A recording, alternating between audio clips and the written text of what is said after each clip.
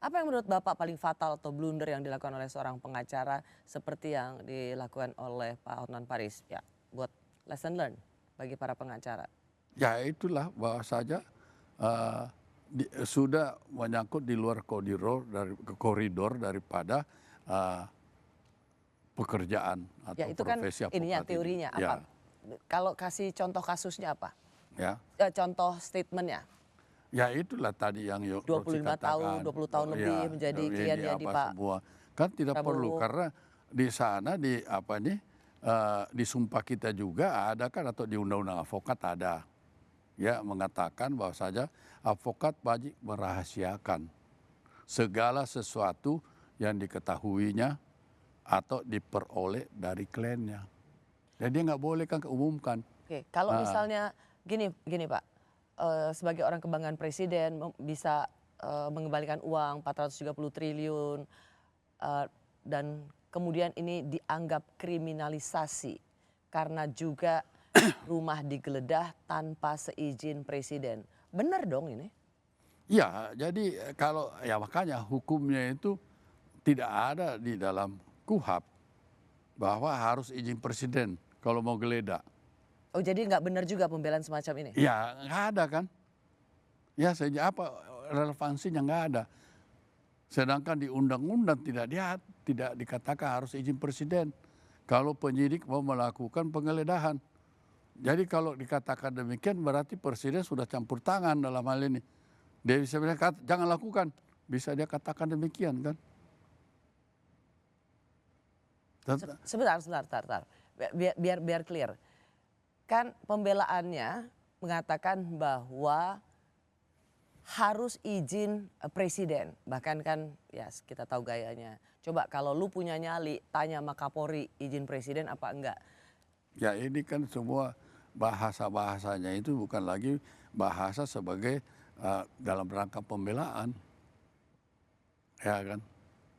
Karena hukum acara pun tidak mengatur hal demikian, bahwa saja penyidik Polri atau penyidik Kejaksaan atau penyidik KPK apabila mau melakukan penggeledahan, maka dia tidak perlu meminta persetujuan dari siapapun, menterinya atau apapun, wapresnya atau ini, nggak perlu dia harus minta izin karena ada kemandirian daripada penyidik tersebut yang diberikan oleh undang-undang, kewenangan yang diberikan undang-undang.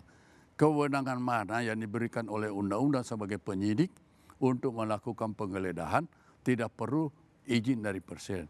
Yang penting adalah izin dari pengadilan bahwa dia mau menggeledah.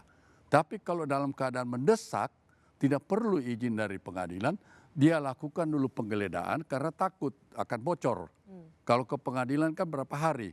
Ya sedangkan ini cepat, maka dia lakukan itu setelah melakukan penggeledahan menurut hukum acara pidana, maka 7 hari kemudian dia harus mendapatkan persetujuan mengajukan permohonan ke pengadilan untuk mendapatkan persetujuan dari ketua pengadilan di mana tempat atau wilayah penyitaan penggeledahan dan berikut penyitaan tersebut dilakukan. Saya dapat 2 poin dari penjelasan Pak Denny. Satu, bahwa penggeledahan rumah Jampitsus kala itu, sekarang sudah menjadi ex Jampitsus, itu tidak perlu izin presiden. Tidak perlu. Oke.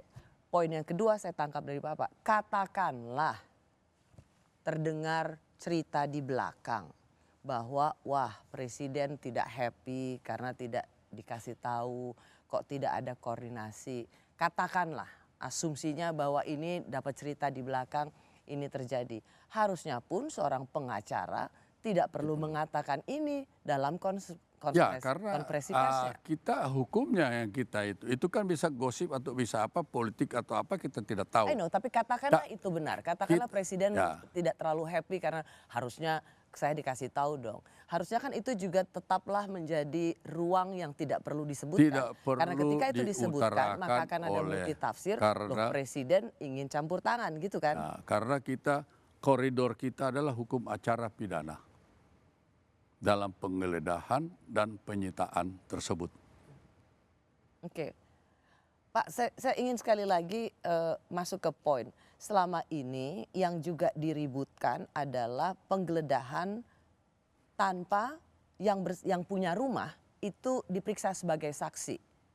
Dan ini dianggap punya potensi untuk dipra-peradilankan, dan yang punya rumah dalam hari ini ex Jampitsus punya potensi menang. Ya. Atau diterima pra-peradilannya. Ya, jadi begini, ini konstruksi kan dari perkara ini sudah dilakukan penyidikan. Penyidikan dilakukan untuk mengumpulkan bukti dan menentukan tersangkanya. Ya. Jadi berdasarkan 2 poin ini, berdasarkan bukti-bukti yang sudah konstruksinya ini, apakah saksi, apakah dokumen, apa segala macam, sudah ada, ini konstruksi hukum. Ya. Untuk menguatkan si penyidik untuk melakukan. Pasti ada yang bunyi. Ya, apakah itu saksi, apakah itu dokumen, ya, yang bunyi sehingga mereka melakukan penyidik melakukan tindakan untuk melakukan penggeledahan. Ya. Jadi dalam hal ini Bapak sebagai seorang pengacara yang sudah lebih dari 50 tahun menjadi seorang advokat, penggeledahan di rumah seseorang itu tetap sah meskipun orang yang punya rumah itu belum pernah dipanggil atau diperiksa sebagai saksi. Tidak perlu, ya, karena itu konstruksi yang dibuat oleh penyidik di dalam melakukan penyidikan. Pasti ada matrik yang mana ini. Jadi dia tidak perlu dulu dipanggil sebagai saksi. Tidak perlu.